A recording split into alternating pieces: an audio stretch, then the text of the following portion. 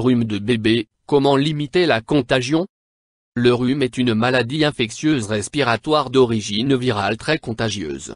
Il survient volontiers à l'automne et l'hiver et se propage par épidémie. Comment limiter sa contagion? Doctissimo vous dit tout. La succession de rhume est une maladie de l'adaptation. Lorsque le bébé ou l'enfant se socialise, il s'immunise contre les virus respiratoires. Cela peut être très tôt, à la crèche ou la garderie, ou plus tard lorsqu'il est grand et rentre en maternelle. Si tôt ou tard, il n'y échappe pas, on aimerait éviter que ce ne soit trop tôt. Comment le rhume se transmet-il? La transmission peut se faire par voie aérienne en respirant de minuscules gouttelettes d'eau contenant le virus. Ces gouttelettes contaminées peuvent être projetées dans l'air ambiant par une personne enrhumée qui tousse, éternue ou postillonne sans se protéger la bouche. La transmission peut aussi se faire par contact direct en touchant un objet souillé par le virus ou une personne enrhumée. Bébé vit en collectivité. La vie en collectivité à la crèche ou à la garderie multiplie les contacts entre les nourrissons et favorise la diffusion des rhumes. Les bébés se lèchent, échangent leurs tétines, mâchouillent les jouets qu'ils partagent. Les parents sont souvent désemparés lorsque leur bébé collectionne les rhumes et qu'il vit en collectivité. Mais rappelle le docteur Briac Thierry, médecin otorhinolaryngologiste à l'hôpital Trousseau, la seule mesure susceptible de mettre un nourrisson à l'abri des rhumes à répétition lorsqu'il va à la crèche et qu'il est trop souvent malade serait de changer son mode de garde et de l'enlever de la crèche. Plus facile à dire qu'à faire.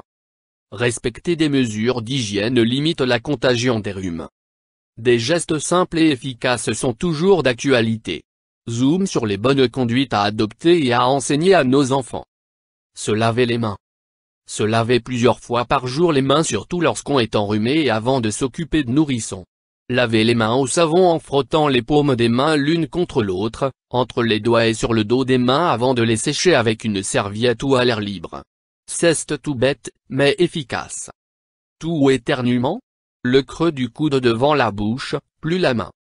Qu'on tousse ou qu'on éternue, on a tous appris à mettre la main devant la bouche et à se laver les mains ensuite dès que possible. Depuis les dernières épidémies de grippe dans les hôpitaux, les consignes ont changé. Il faut désormais apprendre à mettre le creux du coude devant la bouche. Cela limite la diffusion aérienne mais aussi la diffusion par contact, les mains ne sont plus souillées par le virus. Respecter des distances. Éviter de s'arrocher à moins d'un mètre de distance d'un bébé quand on enrhumé limite le risque de le contaminer. On tiendra donc les bébés à distance des personnes enrhumées, qu'il s'agisse d'adultes, d'enfants, de frères et sœurs ou de bébés. De même, on évitera d'amener un bébé dans les lieux publics très fréquentés ou dans des espaces confinés, transports en commun bondés, bains de foule.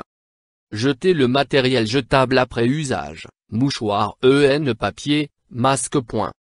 Si l'on est enrhumé et qu'on doit s'occuper de nouveau-nés ou de nourrissons, il est préférable de porter un masque. Se laver les mains avant de le prendre évite d'y déposer des microbes et de les pulvériser ensuite vers le bébé. Jeter le masque dès qu'il est humide et ne pas le réutiliser. Jeter les mouchoirs en papier à usage unique à la poubelle après s'être mouché. La propreté, toujours la propreté. Laver les jouets et être attentif à ne pas partager les tétines ou les petites cuillères des bébés quand ils sont malades. De l'air pur. Aérer tous les jours la chambre de bébé, le tenir loin de la pollution atmosphérique et ne pas le soumettre au tabagisme passif sont des conseils régulièrement mis en avant car susceptibles d'aider les tout-petits à résister à la diffusion des rhumes. Plus facile à dire qu'à faire quand on habite une grande ville. YouTube Dr Alabé.